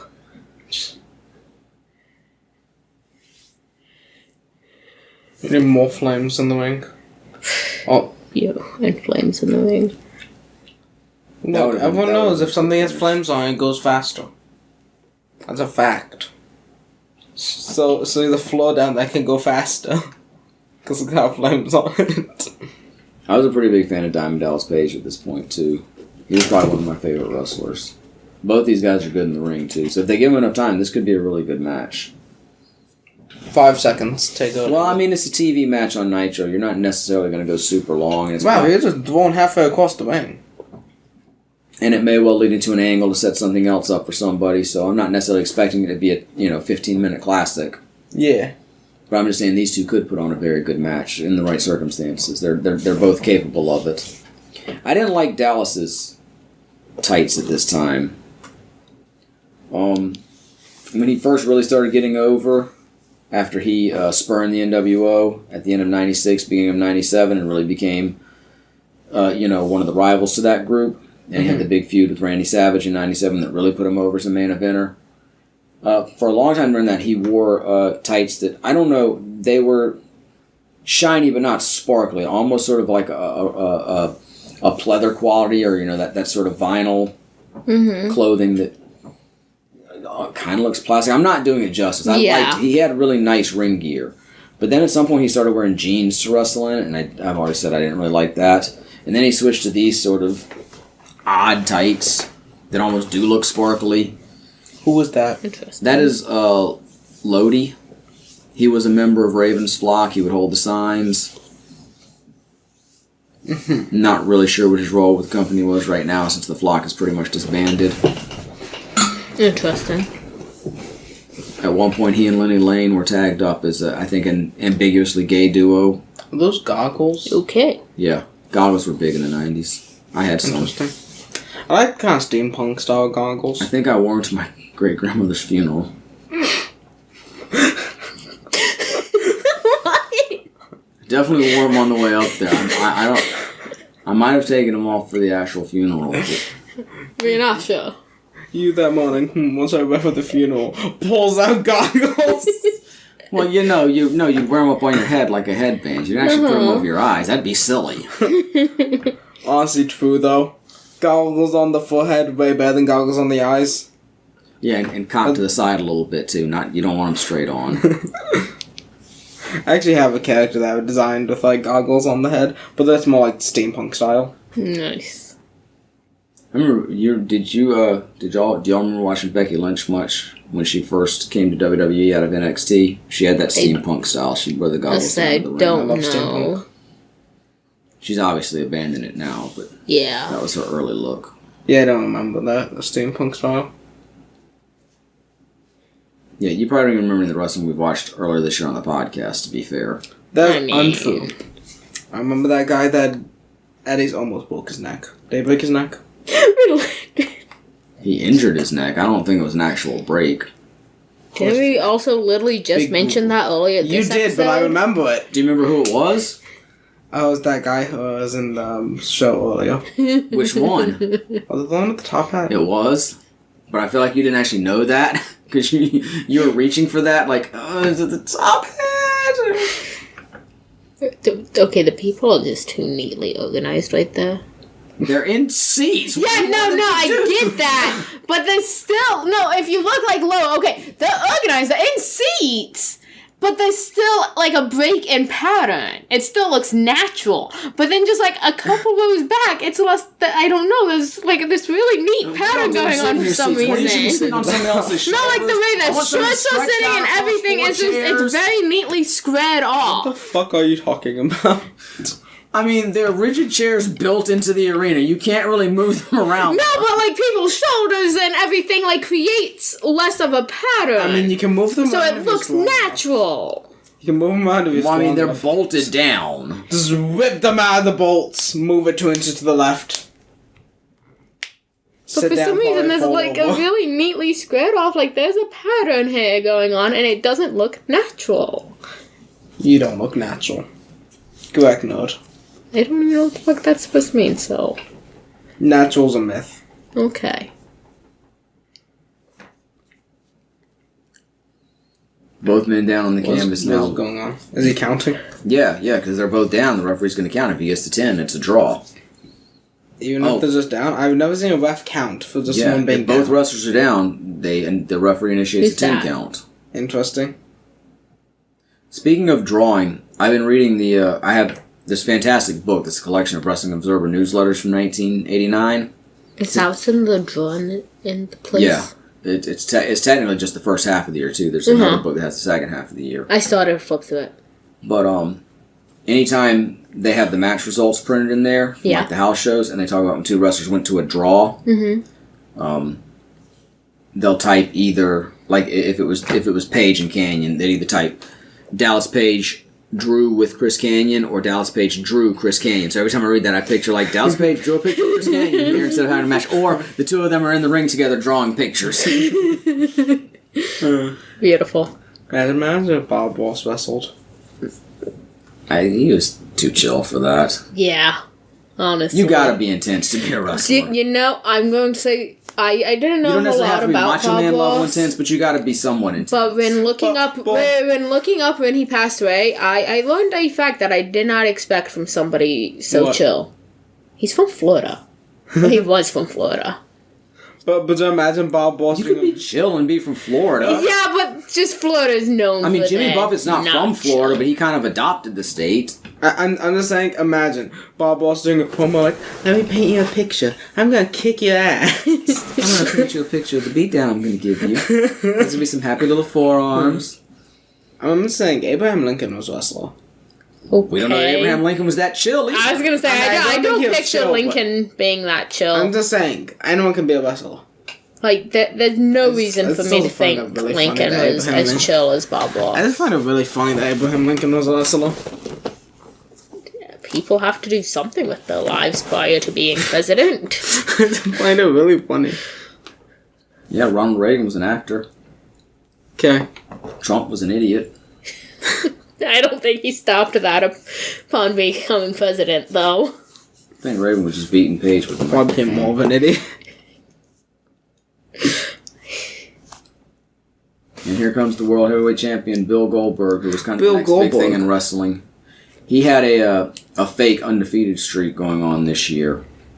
Yeah. Fake in one regard because he'd actually lost some matches early in his WCW career before he started getting over. And also fake because they would exaggerate the number. Like, one week on TV he'd be 80-0, and the next week he'd be like 92-0. And it's like he didn't have 12 matches in a week. Yeah. It's been 1 year, and they'd be like, he's has 1,000 win streak. But look, don't get me wrong, I was into Goldberg at the time. His act was hot, and he was in some ways like the WCW version of Steve Austin. Because they had a similar look with the bald head and goatee and black trunks. I feel like his whole gimmick is just, you can't beat me. But whereas Steve Austin was more like the anti-authority, blue-collar ass-kicker, Goldberg was more like the elite, unstoppable athlete. But I was into both of them. And I mean, I'll even peek I even voted for Goldberg as Wrestler of the Year in the PWI Awards that year over Steve Austin. The fact that I realize now was a mistake, but it doesn't matter. My vote wasn't enough to take the award from Steve. Thank God. But I was Imagine into if it Goldberg. was. That whole history would be changed. All right, here we go. We're outside of another establishment, and Yeah. looks like downtown Columbia based Just on the way the Tavern. buildings are arranged. It says Probably. New. New England Tavern? Maybe I can't see because this cameraman cannot hold this camera steady. Looks like we might be in Oh, there's the WOLF-PAC. either in West Man. Columbia or really near New West Brooklyn. Columbia. Time to pull out GeoGuessr. Where's this location? I know you. New Brooklyn To be Tavern. fair, it probably doesn't exist anymore. This is 25 years ago. You never know. Looking inside. Yeah. Lex And then they Luger, leave. the third man there, the gentleman with the blonde hair and who's behind the group now, he was my favorite wrestler when I first got into wrestling in 1990. I'm pretty sure we've told that before. Nice. You can see some arcade games there. Couldn't tell what they were. Arcade games. They seem to be just searching. Like I say, any place that's got a pool table. I'm surprised they didn't go to Wings and Ale. Welcome to the That WOLF-PAC would've been walks amazing, around. honestly. Like, we That's know what that happens place. this time on Nitro. You see the Kevin Nash, that WOLF-PAC guy hanging. walking. I mean, don't get me wrong. That seems like the kind of douchebag move Kevin would do. But yeah, they had live music on. I don't think that was Tuesday and Sunday. I think it was Tuesday through Sunday, which would mean every day but Monday. Nah. No live music on Monday. Maybe they're closed on Monday. But, you know, might have to have one day without the music. It just has to be Monday. According to the closed captioning, Conan suggested they go to a strip club, and Kevin Nash was like, he ain't in no strip club. He's been kicked out of every strip joint in the country. Nice. Oh, no. Oh, I thought we were screwed there. The video froze for a second and jumped. Yeah. Surprisingly, I think it's still there. God was looking What's it the up. address? I don't know, I just opened up, I just Googled it and then opened up Google Maps. You know This that looks should tell you an generally- address. Give me an address. Or street name. This is in South Carolina, right? Yes, Columbia, South Carolina. It looks like it's very near. It looks like it's down in the section right by the bridge to West Columbia. To me. Let's see. Here's Ed. It is right next to a bridge by West Columbia. Uh-huh. See? I told you that's exactly what that looked like. 122 State State Street. Street, West Columbia. There you go. Right next to... That's what it looked like. right next to Maddie knows Meeting his Street. Columbia. This is Ed Leslie, who's wrestling. Oh, there's Lenny Lane. We mentioned him earlier, who did the ambiguously gay duo gimmick with Lodi. Or Okay. will do it. If we're talking about from this point, it would be after this. But the other gentleman is Ed Leslie, who's wrestling as the disciple at this point, the former Brutus Beefcake, sometime good friend of Hulk Hogan, who had been sort of his bodyguard with the NWO and then joined the One Warrior Nation. Apparently they have hot dogs. Okay. That's one of the pictures. I think Lenny Lane is kind of mocking the Ultimate Warrior there with the Probably. rope shaking, because that was a big thing for the Warrior. Who's your preference between these two? Bathroom break. Okay, judging based on looks alone, the guy in the black pants. I mean, Lenny Lane was mainly a prelim guy. He did have a few gimmicks. You know, there may be something there. He never really was a big-time guy, so I don't know that much about him. I'm not a Brutus Beefcake fan by any means. Mm-hmm. Okay, y'all can't just leave it hanging like that. I'm sorry. Where are your Would you- Power Rangers now? Oh, you want to talk about Power Rangers? No. So you see, Would you rather discuss, out of my Morphin Power The Rangers, looks of the guy in the black Power pants. Rangers Zeo, which had the Zeo crystal, was appeared in season 3 of My Morphin Power Rangers. I know at one time the guy in the black pants had pierced nipples. Voodoo Repulsa's Good for dad him. was trying to get the Zeo Crystal, I think. I was gonna ask, was he But then they stopped. Did he have a I don't know what the question I'm trying to ask. Then it's going to be tough to answer. You see, my No, it wouldn't. I'm just failing to think Action of has a it. storyline that you can follow. Was he popular with women? How Like, would I know? fan-wise, did he have quite a female audience? I never knew him to be considered like... He didn't I mean, know enough females. early in his career, when he first started with the World Wrestling Federation, like in the early 80s, his character was basically a male stripper. So I guess that's kind of what they were going for. But I don't remember him being, a particular... I don't like them playing up that gimmick. Or heartthrob. But if we're not doing that, I see it. Okay. Don't ask why. I'm not sure what any of that was supposed to mean, but Somebody understood it. I would hope so. Question of the week. Did you understand what Alex was talking about? I feel like that's the question every week. Well, we only do a podcast every other week, so... And now Brother Buddha is going to They're get on still the trying mic. to figure it out on the weeks we're off. Mike. Can you please stop scratching furniture, ma'am? I told you to come watch the show She's with yelling us. at you now. It's a quiet yell. She's a cat. She has small vocal cords. She's a house cat. Hollywood, I'm feel all like this done cat's carrying your not gonna be past allowed. and your weed. Weed? What? I've heard Ed Leslie be accused of being Hogan's weed carrier. And that's why Hogan kept him around. Okay, why do you always climb over me? My chair has so many scratches on it. Yeah. Welcome to Life with Cats. And he's leaving. Life with cats now. Well, you expect him to just stay around? Where did Hogan come from? I don't know. Here's a He was just like behind the WCW sign I thing. mean, I didn't notice him being on commentary or anything, but he was over in that direction. Like I said, he was just hiding behind the sign, waiting for this moment. That was He's really up odd. here. I mean, essentially, that's what it seems like. They were just sitting there that whole time. Man, we're following him a long way. Backstage again. Probably going to have some silly supernatural shenanigans. Oh, hey, Pepsi machines. Yeah. Are they Again, the same ones from earlier, or are they different ones, though? I think they might be the Oh same. no, ones. is this going to be another mirror segment? Is this the mirror segment? Holy crap, did that happen at a Nitro I was at, too? Oh, he's next on mail. That's what I'm It may saying. be. There it is. It looks so goofy. And then Eric's got to play off like he's not seeing it. Yeah, this is bad. This is what I'm saying. This doesn't feel like Attitude Era. I mean, there was some really stupid, goofy shit during the Attitude Era, but at least most of it wasn't this sort of spooky chicanery. It doesn't even look good. It looks like a two-way mirror is what it looks like. Like It he's looks like a standing on the other side. PNG. What's this pasted there? Well, he's moving. Now. Yeah, but it's barely moving. Yeah.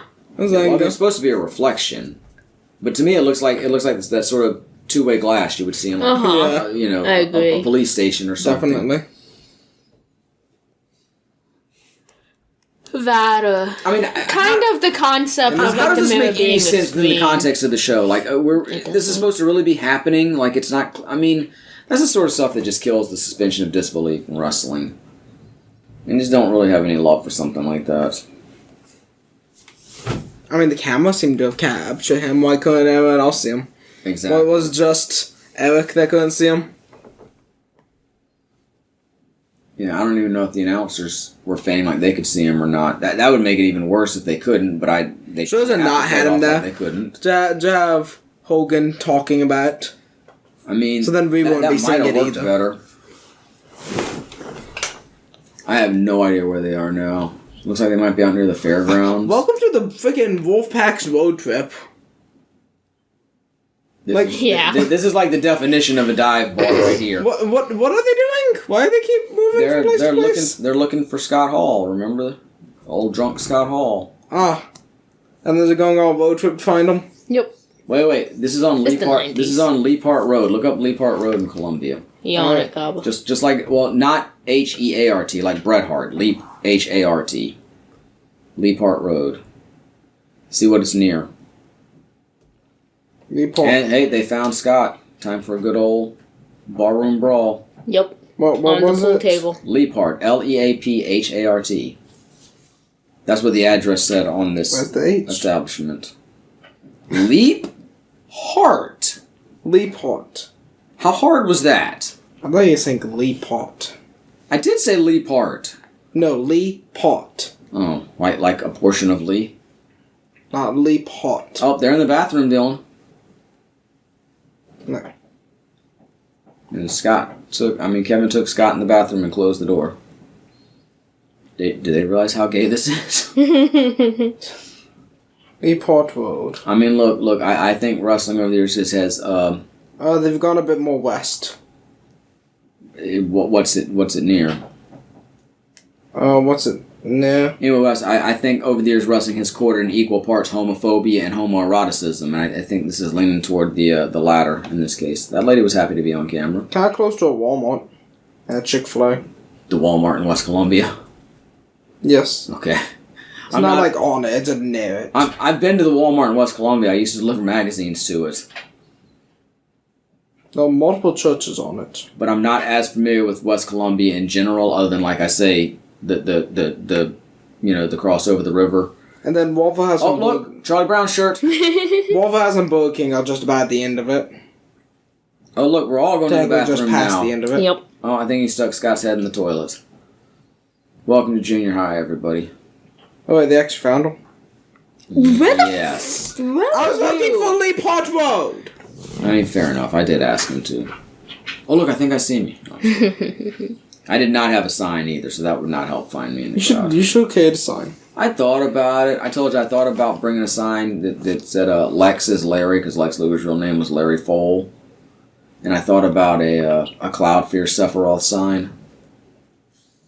Why is he just walking out? If we awkwardly? ever go to another wrestling show, you taking some signs? Probably. Signs aren't really that big a thing anymore. I know. I mean, yeah, they are, but they aren't. Yeah, those guys painted their chests. I've seen on TikTok when people Imagine if you occasionally got a take tattoo sign. like that. I see people With your being body's mad best about spell out. That'd something. be commitment, but it'd only be useful every now and then. You'd have to all be together too, or else you're just walking Yeah. around with a random T on your chest and your name's like Scott. And also, that'd be a horrible idea. I mean, for Scott, it kind of works. Who would get a tattoo of the last letter of their name? Puts my hand up because. So you're gonna get an S tattooed? Oh no, I was thinking of the name I typically use, which is Alex, which I specifically put an emphasis on the X by using two of them. But an X is sort of like a cool symbol. It could stand To for be a lot fair, of it also things. represents Zilla, which is the first initial of that name, so for me it totally works out. Anyway, Bischoff is out here. The S could work out too. Anyway, Bischoff is out here to. You're gonna get a tattoo like Shawn Michaels with the heart with the dagger. His with hands the look snake small. forming an S around it. I thought that was a cool tattoo. It sounds like a cool design, but no, I'm not. I would have getting never it. gotten it. Isn't because it? His hands look small. There wasn't an S in my name until I got married, and it still doesn't really make that much sense. But it's a cool I mean, design. technically there was, just not a significant one. Oh well, yeah, at the end of my name. But I was thinking about Yeah. a name starting with it. And then, Yeah. what's he doing here? He's out here to further his storyline with Ric Flair. Like I say, he legitimately fired Ric Flair, or for all intents and purposes, and waged a nasty public relations campaign against him. Now Flair's returned to the company, and they're having an on-camera feud now to play off their real-life feud. Mm-hmm. He's calling out Flair, just running his mouth about him, what have you. Now here comes Arn Anderson, Ric Flair's one-time best friend, the enforcer of the Four Horsemen, the man who retired in Columbia, South Carolina a year before this while I was there in the crowd. Nice. You gotta watch some important stuff happen. Huh? So you got to watch some important stuff happen. It's dope that I was there for that moment. I've never been there for like a really great match, though. The shows I have tend to be lacking in wrestling. You get great moments, not great matches. I mean, to be fair, the SmackDown Thanksgiving episode, there was a pretty damn good tag team match between Edge and Rey Mysterio and Chris Benoit and Kurt Angle. Mm-hmm. I mean, it's not like an all-time classic match, but it was a damn good match. But yeah, most of those I've been to have been sort of gimmick heavy, promo heavy, not real heavy on great matches. But yeah, to have been there for Arn's retirement in that classic retirement speech, I'm very proud of that. Wrestling seems like kind of a hard story to follow. Because, you can't be to every show. TV. Yeah, I mean, all the main stuff's going to be... I mean, the stuff that happened, especially back in the day when you were running 6 to 8, 10 house shows a week. That stuff was just playing off what was going on TV. That didn't really mean anything as far as the storyline, except for the occasional title change you would have on a house show. You also had but almost all that stuff was recorded to be shown on didn't you? Yeah, but like I said, that stuff was just whatever feuds were going on TV. They were going to have matches that supported that. The actual advancement of the storyline was always going to happen on the TV shows. Yeah. Except for back before there was Holy TV shit. at all, of course. But that group of signs back there. yeah, that's a lot. 5, Party 8, going on. 9, about The bowl cut. 15 signs or so. The bowl cut is 14 probably at my least. least favorite haircut. That's the late Reed Flair. Unfortunately, Reed passed away of a drug overdose in the, I think, mid-2010s. I'm sorry. He's very close. He was very close to his sister Ashley, who everybody knows as Charlotte Flair, of course. Well, I don't want to make fun of how he looks anymore. I'll still say that the bowl cut's a bad choice. Because that's just a general statement, in He was my like opinion. 10. Oh, yeah, I'm not even saying it was his Mikey, choice, please. necessarily. I'm just saying, in general, I don't like a bowl cut. Didn't like it on the Beatles, either. This is like I say, this is one of the few things I specifically remember from this show. Was this segment where Arn should and Reed come suplex him. out to confront Bishop. I mean, remember, of course, that it was Reed's wrestling tournament that Flair missed the episode of Thunder to attend. That set off the whole rigmarole. He did the mean woo Gene, except Gene's not in the ring, so that's a little odd. That was like Rick's signature call when he was being interviewed by Mean Gene, but Interesting. there's no Gene in the ring, so a little specious. There is no Gene. Reed's drug problems might have started early. I apologize. It was low fruit. That was I think that was worse than me commenting on his haircut. We'll talk more about power. Leave again. Okay, bye. Oh, no. Alright, so you see. Now, I haven't seen enough of So, Zordon which Saga, Power honestly. Ranger would each of these guys be? Well, he's obviously the bad one. Okay. I think Eric's the villain and he's just the dad. I was gonna say, I'm getting vibes from Eric, but I don't think he's quite the villain. Honestly, hot take, I feel like Aaron... He might be like the school Aaron? bully, but he's not the villain. I mean, He's not good enough to be the villain, but I can see why he wouldn't be a ranger. I'm not saying I necessarily like either of these people, but I feel like Eric doesn't have as much charisma as Vince. Yeah, maybe. Yeah. I like Eric's looks better, Oh, yeah. but I don't think. Oh, get him! Nice. Yeah, by his ankles! I don't think looks alone can run a business. Oh, I gone mean- twice with the same move. Depends on the business, I guess. He knows one move. You know, if it works, it works. If it's not broken, don't fix it. And Eric is scared to go after that other guy. Not scared to fight a kid. Eric will not wrestle. He will punt a kid into the Honestly, sun. Vince is probably buffer than Eric.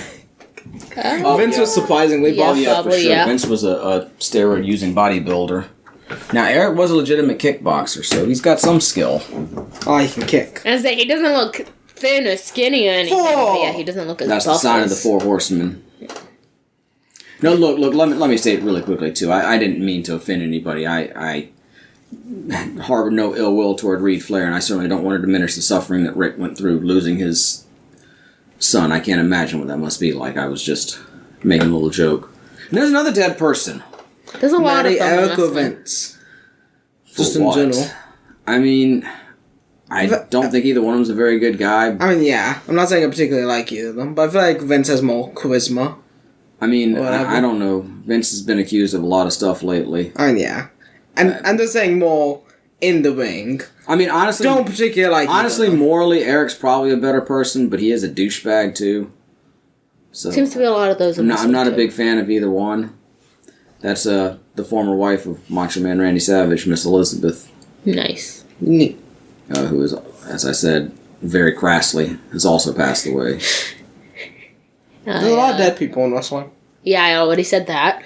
And I was also going to say that I was telling Doug, Well, I mean, he look. said Vince has like a lot of charisma. I agreed with that, but I feel as though Eric has the better looks. We've always, for one thing, we are watching something from 25 years ago. In That's 25 fair. years, somebody's going to pass away. These Yeah. people were all adults at the very least. Many of them were, probably 40 or more, or at least late Yeah. 30s. So I mean, you're going to have some deaths within that They were range. within the point. adult life stage of But at the same time, yes, there is a higher than average mortality rate in the world of professional wrestling. For a Unfortunately. variety of reasons, some of which we've talked about before, some of which we don't even really know.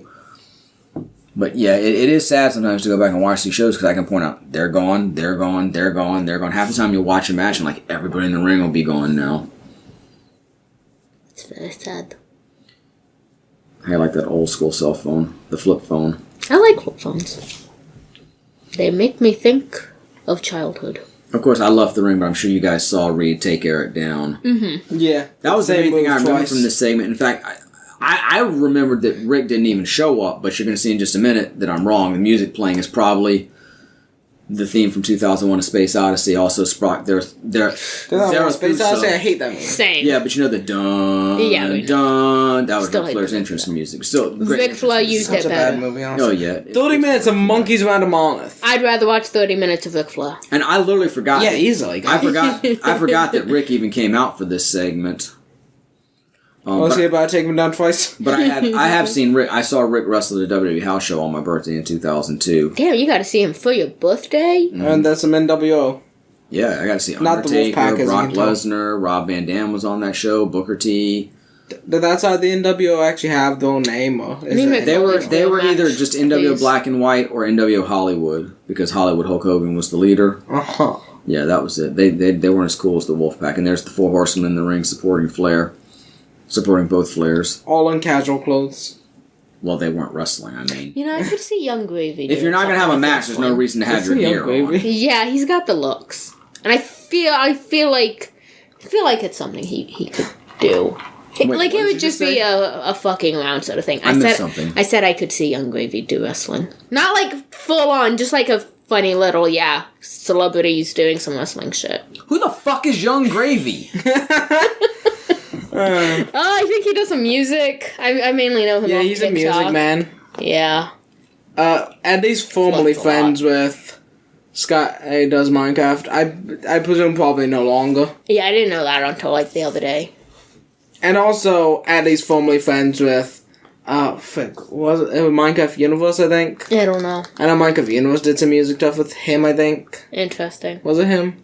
I don't remember what I mean, song I know of him. Most likely it's with him because he's a music person who. I don't really friends care with for that group. him that much. I'm just. Yeah, I don't know familiar much with about him.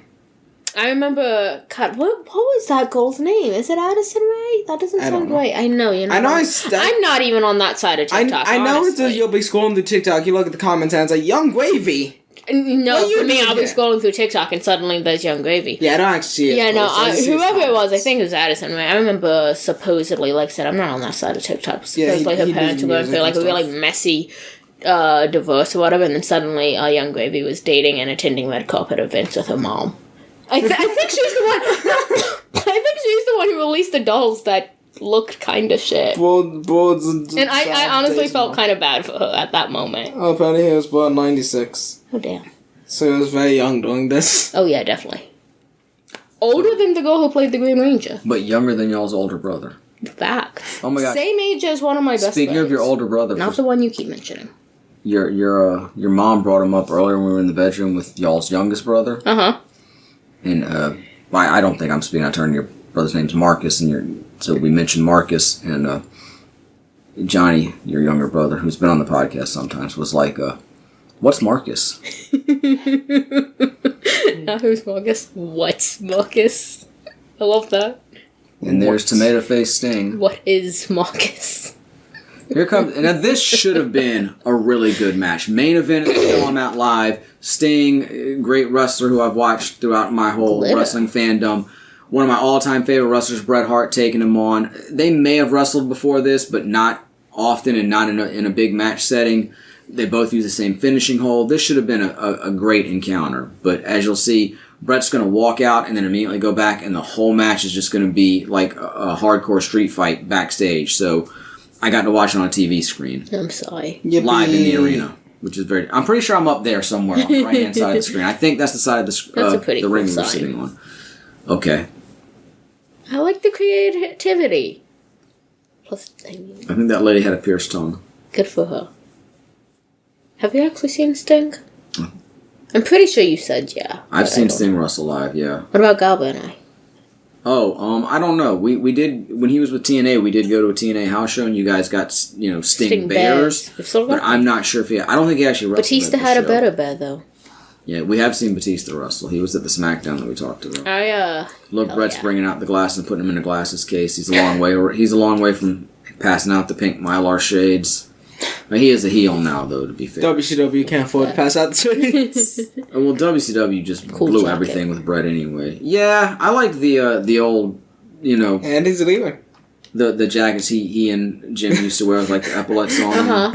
Better than the leather jackets. Yeah, exactly. He comes out for the match and then leaves. This is so dumb. We get the whole thing. It's just a fight backstage. Which you got to see him for 2 seconds. I'm sure it's a decent enough brawl, but man, it was live. I want to actually watch them live. Okay, we got to do a fight backstage. There's a better set up. So I guess technically I've seen Bret Hart wrestle, but I don't really feel like I feel like they should have at least just had I don't want to say he shouldn't have come out at all because I'm sure it was kind of cool to briefly see him, but at the same time I feel like they should have had Sting just stand there and be like, okay, where the fuck is Bret? He walks out and then he walks back in.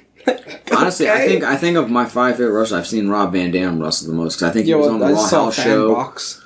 We saw him on the TNA House show. We actually met him at the TNA House show. He told me to have a nice weekend. That's nice. Did you have a nice weekend? I guess. It was around my birthday. It wasn't a memorable one. That was really nice. Yeah, I've been to see wrestling. The Pepsi machines. I've been to see wrestling for my birthday 3 different times. I don't think I've been once. Oh, do you need to break the Pepsi machine? For your birthday. You've been to wrestling. Well, yeah. The Pepsi machines is you mentioned my friend going to a wrestling show with us. We did that for his birthday. Yeah, you've been to wrestling 4 times. Nice. You saw a Raw House show right before WrestleMania in 2005. We went to see SmackDown in December of 2005. We saw the TNA House show in summer of 2010. And then, of course, we went to Raw in 2018. Very nice. Late summer, early fall. I've seen one of my favorite wrestlers wrestle. What's that blue barrel, though? That trash can? Yeah, I didn't see... Yeah, probably. I just need Mick Foley to do a match near my birthday. But not labeled trash like that trash can. Mixed wrestling. Yeah, I don't think I'm going to get that, but that's all I need. Man, that cup stayed on that table and moved. Was it like you got glued to down? see Mick be a referee at the TNA House show. That is fact. I have at least gotten to see him. And you got to see the cup. No, here's an interesting story about that. Mick was doing autographs after the show. Yeah. Not the same deal. Well, that's where we met Van Dam too. He was doing a thing where you could get in the ring with him and get a picture with him. And Mick was just doing autographs. So we got in line to get an autograph from Mick, and your mother got a picture with him, and I was taking the picture, so I didn't get in the picture, but you guys were too shy to get in the picture. You could have had a picture with Mick Foley. That's the worst day of my life now. Wait, spoilers though. I had a new camera, and I messed it up, and your mom technically didn't get the picture. Oh, gosh. But if I had not fucked up the camera and you guys... See, maybe if you guys hadn't been so shy, I wouldn't have fucked up with the new camera. Maybe. Luckily he seems to make appearances at events near us. I'm gonna go find him. One of these days, I'll probably meet him and not be too shy. Here's how you meet him. Will Mick outlive COVID? Is the question. Here's how you meet him. So get some really rare wrestling artifacts, and maybe he'll come to your house. I saw one of the cons I was in over the summer, I believe. Bret Hart was also there. It was more expensive to meet him than to meet Mick, though. Yeah. Oh, that curtain fell. I would say I'm not paying to meet anybody, but I guess technically I paid to meet Van Dam. But that was also about being able to get in the ring and just get a family picture with him. Yeah, I think the price just to take a picture with Bret, I could be misremembering, maybe it was for just his autograph, was the same price as getting both with Mick. It's like, get both with Mick Foley, or get one from Bret Hart. I'll get 2 pictures with Mick.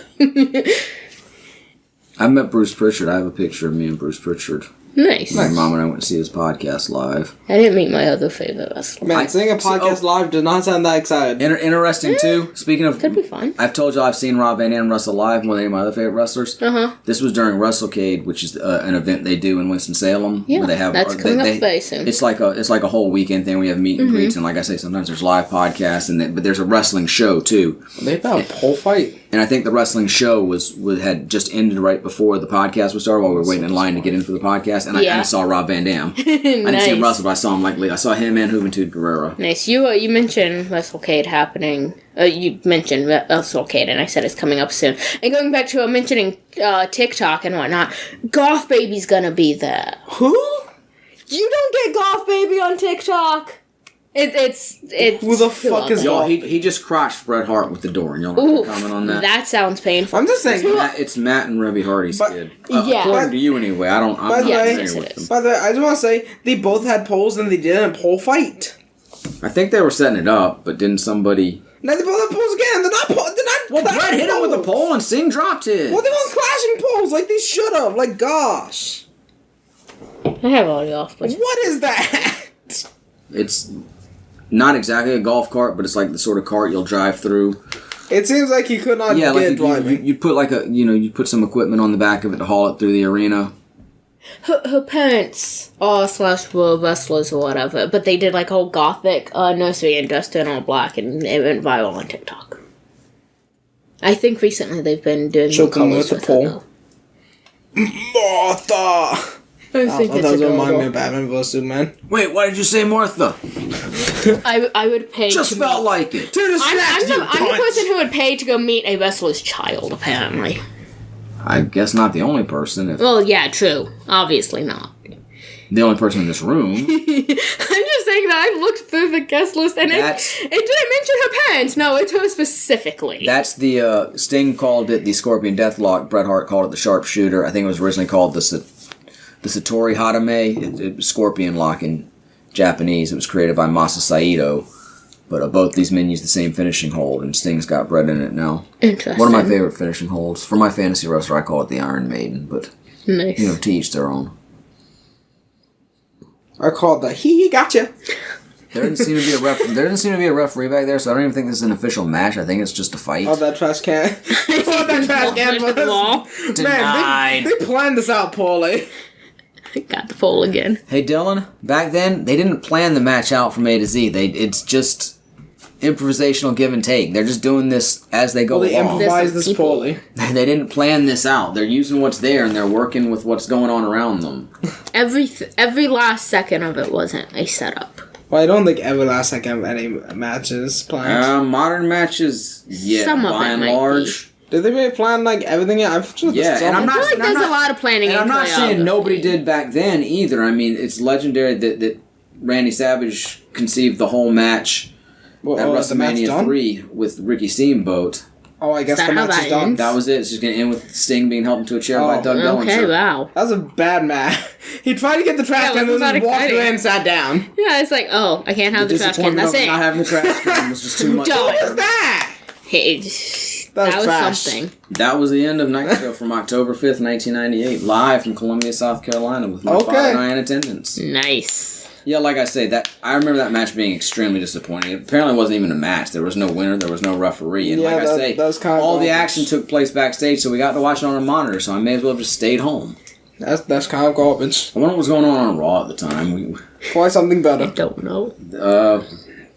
Might be once the title was held up, but before the pay-per-view where Kane and Undertaker wrestled for. So this is probably before the lead up to Survivor Series where they had the tournament for the championship. But honestly, yeah, Raw was probably better that night. This was not the absolute worst years of Nitro, like in 99, 2000, but this was not the heyday of the show either.